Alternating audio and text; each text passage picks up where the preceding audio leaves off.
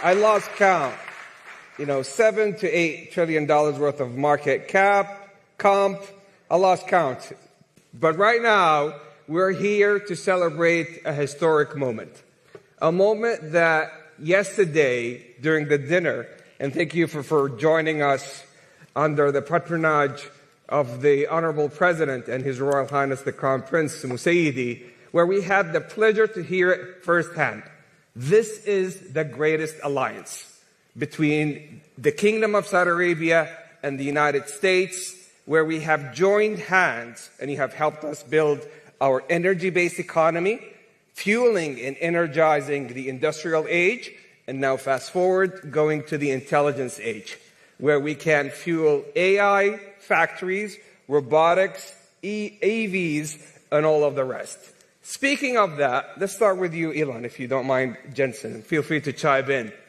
You have a big fascination of something all of us have admired, first-order thinking, which Jensen sometimes calls first-order scaling, which is an opportunity for how you have dropped the cost of batteries from $1,000 per kilowatt hour to sub $100.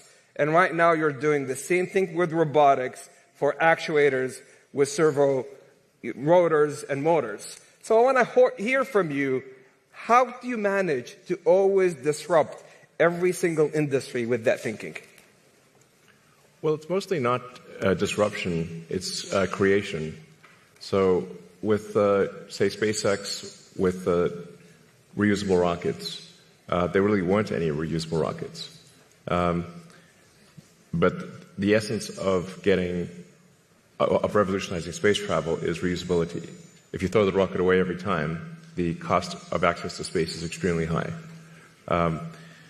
With respect to electric cars, there weren't any electric cars when we started making them, really. You couldn't buy any, to the best of my knowledge. So with Tesla, we wanted to make electric cars compelling and affordable. That was the goal. With respect to humanoid robotics, there are no useful humanoid robots at this point. There are sort of gimmicks, but there are no actually useful humanoid robots. And I think Tesla's going to make the first actually useful humanoid robots. And this will be quite a revolution, and I think something that everyone will want. Because I always think of who wouldn't want their own personal C-3PO R2-D2? Oh yeah? Of course, everyone would want one, right? And then there would be many in industry providing products and services. This is why I say that humanoid robots will be the biggest industry, or the biggest product ever. Bigger than cell phones or anything else, because everyone's going to want one, and or maybe more than one, and there'll be many in industry. I just want R2-D2 in C-3PO's body. Yeah. There you go. Well, I mean, a humanoid robot would be better than R2-D2 and C-3PO combined times 10. Yeah. So people often talk about sort of eliminating poverty and that kind of thing, but really how long have they been talking about that? There's lots of talk. There's lots of NGOs sort of trying to do these things, but really not succeeding. And the evidence speaks for itself. But AI and humanoid robots will actually eliminate poverty. And Tesla won't be the only one that makes them. I think Tesla will pioneer this, but there will be many other companies that make humanoid robots. But there is only basically one way to make everyone wealthy, and that is AI and robotics. And we can't talk about robotics without AI factories. And yesterday was such a historic day for the two nations, but also for all of us, where we celebrate the AI strategic partnership with the U.S., witnessed by the Honorable President and His Royal Highness, about how we are committing our capital, energy, land to energize the AI U.S. ecosystem, to be able to build inference nodes, training nodes, and to be the most AI-enabled nation. With that announcement, tell me what's next in AI factories, Jensen? There's a beautiful story about how Saudi Arabia is building AI refineries and now building AI or oil refineries to AI factories. I love that. I've said that AI is an infrastructure, and the reason for that is, of course, we understand AI from the perspective of the technology and how it's revolutionizing every industry. Digital intelligence, of course, has applications into every field. And so it's going to be used by every company, every industry, every country.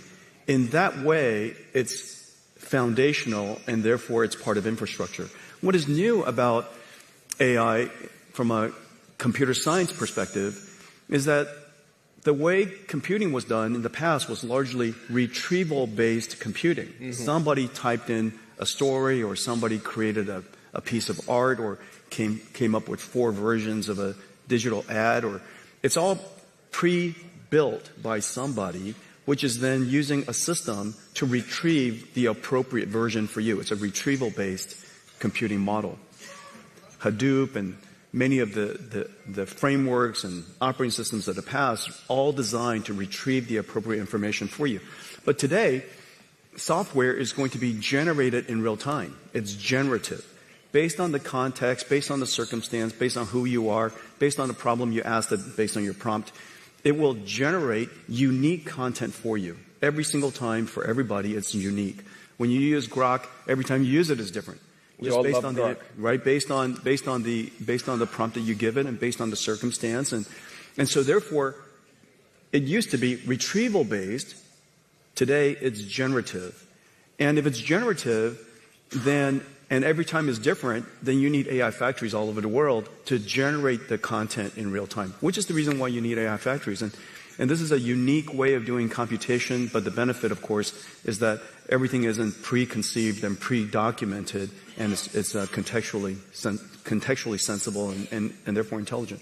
So AI factories and robotics, and we heard it yesterday from His Royal Highness, his vision, how to augment our workforce with roughly tens of millions of robotics to be able to infuse the next wave of productivity and progress. But this scares a lot of folks here when it comes to the future of jobs. So let's hear about your thoughts, Elon and Jensen, on that. Sure. Well, if you say, like, in the long term, where will things end up? Long term, I don't know what long term is. Maybe it's 10, 20 years, something like that. For me, that's long term. My prediction is that work will be optional. Optional? Optional. So we'll take that. Yeah. I mean, it'll be like playing sports or a video game or something like that. If you want to work, in the same way, like you can go to the store and just buy some vegetables, or you could grow vegetables in your backyard. It's much harder to grow vegetables in your backyard, but some people still do it because they like growing vegetables. That will be what work is like, optional. And between now and then, there's actually a lot of work to get to that point. Mm-hmm. And I always recommend people read Ian Banks' culture books to get a sense for what a probable positive AI future is like. And interestingly, in those books, money doesn't exist. It's kind of interesting. And my guess is, if you go out long enough, assuming there's a continued improvement in AI and robotics, which seems likely, the money will stop being relevant at some point in the future. Now, there will still be constraints on power, like electricity and mass. The fundamental physics elements will still be constraints, but I think at some point currency becomes irrelevant. Jensen, any thoughts? By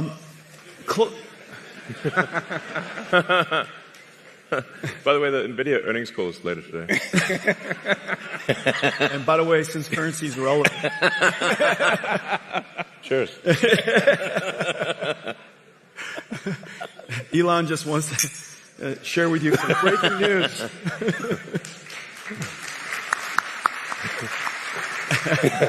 The two of us would like to share some breaking news.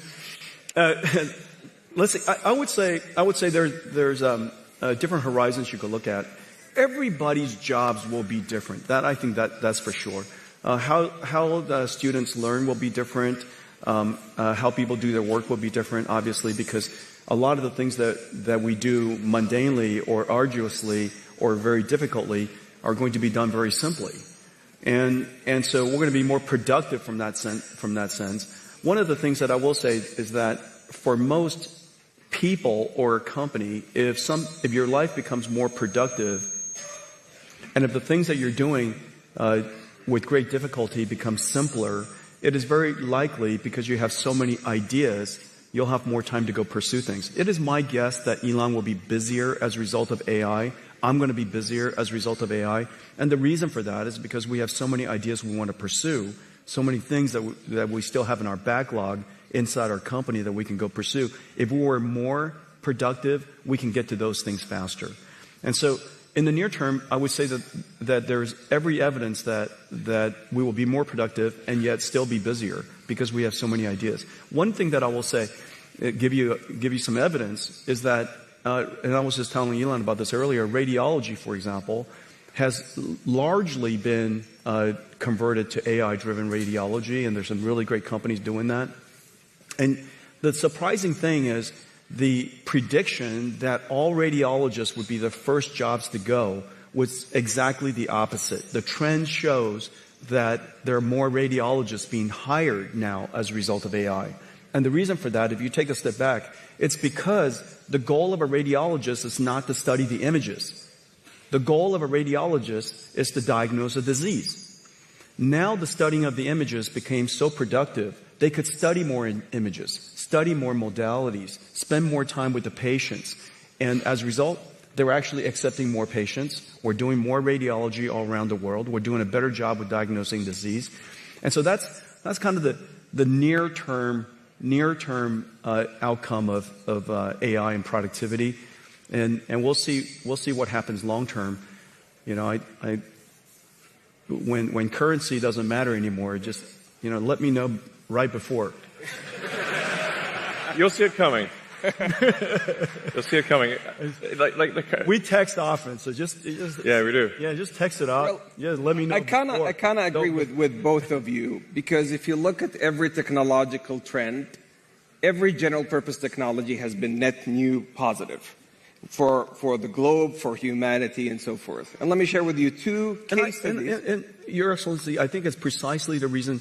The reason for that is because all the great ideas from innovators like Elon, that you have so many good ideas that and AI, Jensen as well. Yeah, well, Indeed. Thank you.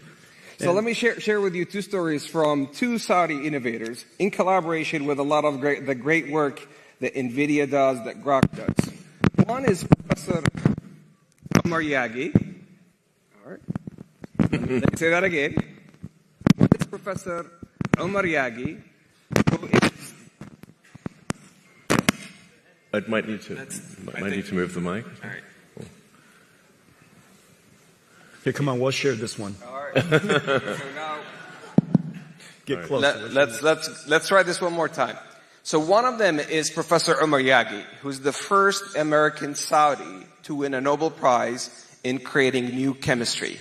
And the way he has done that, he has leveraged your AI accelerators and models like Grok to be able to create new chemistry when it comes to metal organic frameworks. Those are metal ions that are positively charged with organic linkers to be able to effectively create a sponge with 0.33 nanometers pores to capture water from air and also to capture carbon dioxide. The second story has also to do with AI accelerated by NVIDIA and with models like Grok, which is nanopalm, which is effectively creating a nanorobot 500 nanometers by 1,000 nanometers to be able to do gene editing, leveraging the CRISPR technology to take out sickle cell disease. Now, in both these instances, they originated 20 years ago in research, but AI was able to really accelerate the outcomes and the outputs such that we can move into new value pools. So I think with every technological trend, humanity is going to always manage to shift to new value pools when it comes to workforce and productivity. But we have some great announcements to talk about here today. Let's begin with you, Elon, the things that we're doing with XAI. Yeah, we're excited to announce that we're doing a 500 megawatt. I mean, yeah, 500. Sorry. 500 megawatt. 500 megawatt. Yeah. We're doing 500 megawatts. Sorry. Not There's. quite, yeah. Yeah. No, there's 500 gigawatt one. We'll have to wait. That'll be $8 bazillion trillion. Stop that. So yeah, we're doing a XAI and the Kingdom of Saudi Arabia are doing a Humane, 500 megawatts, starting with 50 megawatts phase 1, and we're doing it with NVIDIA. Yeah. Congratulations to the Humane team, to Target team, such a fantastic job. Jensen, I think we're also doing some great announcements this week. We are? Yeah. Well, we're announcing all kinds of things. Our partnership with Humane is going incredibly well. First of all, we work together to get this company started and off the ground, and just got an incredible customer with Elon. Could you imagine a startup company, approximately $0 billion in revenues, now going to build a data center for Elon? 500 megawatts is gigantic. This company is off the charts right away. In addition to that, we're working AWS, as you know, is also Congratulations to the Humane team with AWS, starting with 100 megawatts with a gigawatt ambition and counting. So AWS is also coming to Humane. We're working with Humane on Omniverse digital twins. As you know, that AI is not just agentic AI and chatbots and cognitive AI is incredibly important to the world. But AI applies to everything, chemicals and proteins and genes and physics and fluid dynamics and particles and, of course, robotics and activation. And we created this world called Omniverse where robots can learn how to be good robots. And it's physically based, it obeys the laws of physics. And so robots can learn in these environments. And we're working with Humane to apply Omniverse to all kinds of digital factories and robotics and warehouses and things like that. And so that's another. We're also working in Saudi Arabia to build supercomputers to simulate quantum computers and using our computers to be the controller and the error correction. Quantum error correction requires an enormous amount of computation, and so we're doing a lot of great work there too. So a big partnership with Humane. They're off the charts, off the ground and off the charts at the same time. This is how we walk the talk in the Kingdom of Saudi Arabia in partnership with the U.S. Yesterday, the President and His Royal Highness announced the AI strategic framework and partnership. Today, we're going big with Elon and Jensen. So thank you for those opportunities. Now, they told me I have time for 2 last questions. So last night at the dinner, I got a number of questions because it seems that the schedule leaked. And everybody was giving me hints about the last 2 questions I'm going to do. So the first one was for you, Elon. And there's a big one for you, Jensen. So prepare for that one. AI in space. Is that possible? Yes. If civilization continues, which it probably will, then AI in space is inevitable. I always have to preface that, We shouldn't take civilization for granted. We need to make sure to take care to ensure that civilization has an upward arc. I mean, any student of history knows that civilization does not always have an upward arc, and in fact, civilizations have life cycles. So hopefully we are in a strong upward arc. I think we are for now, but we don't want to take that for granted or be complacent. But the way to think of AI in space is that in order to achieve any meaningful percentage of a Kardashev 2 scale civilization, where you're using even a millionth of the sun's energy, you must have solar-powered AI satellites in deep space. So that once you realize, once you think in terms of a Kardashev 2 scale civilization, which is what percentage of the sun's energy are you turning into useful work, then it becomes obvious that space is overwhelmingly what matters. Overwhelmingly. the sun only receives roughly 1/2 billionth of, the Earth only receives roughly 1/2 billionth of the sun's energy. So if you want to have something that is, say, 1 million times more energy than Earth could possibly produce, you must go into space. So this is where it's kind of handy to have a space company, I guess. Sell the book. Easier to cool chips in space, too. Yes. Easier to cool chips in space. Yeah. Yes, there's definitely no water in space, so you're going to have to do something that doesn't involve water. Just hang out. Well, you just got to radiate. That's right. So my estimate is that actually that the cost of electricity, like the cost effectiveness of AI in space will be overwhelmingly better than AI on the ground. So long before you exhaust potential energy sources on Earth, long before, meaning like I think even perhaps in the 4 or 5 year time frame, the lowest cost way to do AI compute will be with solar powered AI satellites. So I'd say not more than 5 years from now. Wow. And just look at the supercomputers we're building together. Let's say each one of the racks is 2 tons. Out of that 2 tons, 1.95 of it is probably for cooling. Right. Oh, yeah. Just imagine how tiny that little supercomputer is, right? Each one of these GB300 racks will just be a little tiny thing. And just electricity generation is already becoming a challenge. So if you start doing any kind of scaling for both electricity generation and cooling, you realize, okay, space is incredibly compelling. So, like, let's say you wanted to do, 200 or 300 gigawatts per year of AI compute. Yeah. It's very difficult to do that on Earth. The U.S. average electricity usage, last time I checked, was around 460 gigawatts per year average usage. So something like, say, at 300, if you're doing 300 gigawatts a year, that would be like 2/3 of U.S. electricity production per year. Yeah. There's no way you're building power plants at that level. And then if you take it up to, say, 1 terawatt per year, impossible. Yeah. Like, you have to do that in space. There just is no way to do 1 terawatt per year on Earth. And in space, you've got continuous solar. You've got you actually don't need batteries because it's always sunny in space. That's right, exactly. And the solar panels actually become cheaper because you don't need glass or framing, and the cooling is just radiative.